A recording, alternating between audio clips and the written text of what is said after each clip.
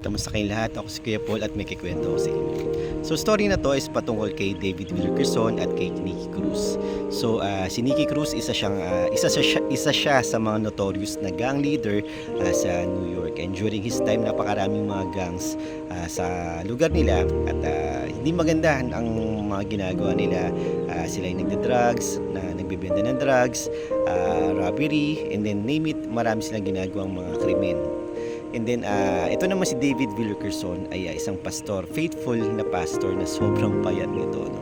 And then one time, talagang yung heart niya talaga, na kahit ganun yung kalalagayan niya, meron siyang burden to reach out itong mga tao na doon sa New York. Na alam niya na walang mag-reach out sa kanila. Kaya sabi niya, Lord, pwede mo bang dalhin mo ako dito sa mga tao na to?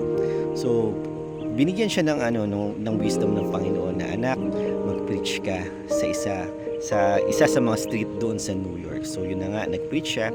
At ang nangyari, nakaka-encounter niya ngayon itong si Nicky Cruz. Yan, isang notorious na gang leader na lumapit sa kanya.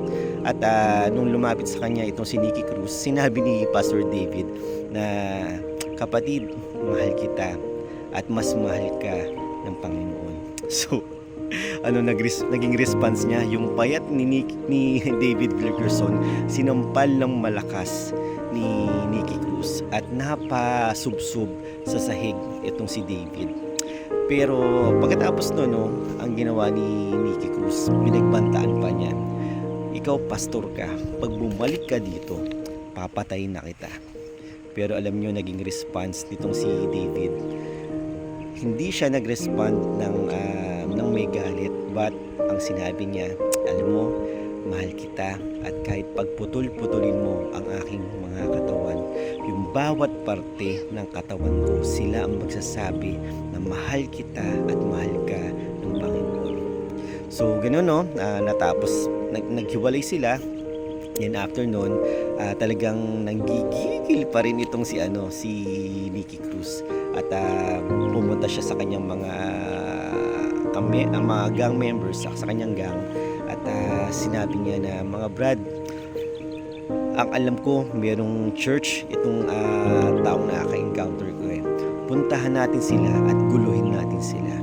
Hindi sila ang magtuturo ng leksyon sa atin, but tayo ang magtuturo ng leksyon sa kanila. So ganoon na nga pumunta sila doon sa simbahan at yayabang pa kanya-kanya silang pwesto at ang plano nila after nung preaching, saka sila manggugulo at mananakit. So naka-ready na sila So ang nangyari, yun ang pinakamalaking pagkakamali nila on their part, na sila ay nakinig ng preaching. Bakit? Kasi tinusok ng Panginoon yung puso nila, dahil ang tinuro ni Pastor David is about forgiveness, is about hope, na kahit gaano kang kasama, kaya kang tanggapin ng Panginoon at kaya kanyang patawarin.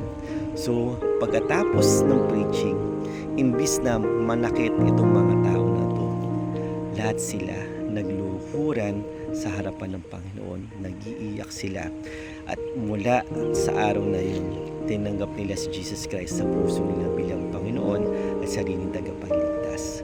So ngayon, si Nicky Cruz, hindi ko alam kung buhay pa siya ngayon, pero naging pastor siya at siya ay nag-share siya ng tungkol kay Jesus Christ sa mga tao na katulad niya.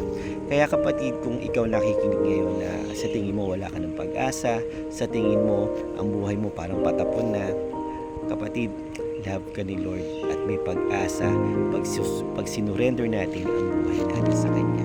At kung meron kang mahal sa buhay na sa tingin mo na parang wala ng pag-asa, wala ng direksyon ng buhay, huwag kang titigil sa pag-pray, dahil ang Diyos nakikinig, ang Diyos ay kumikilos sa puso ng bawat isa.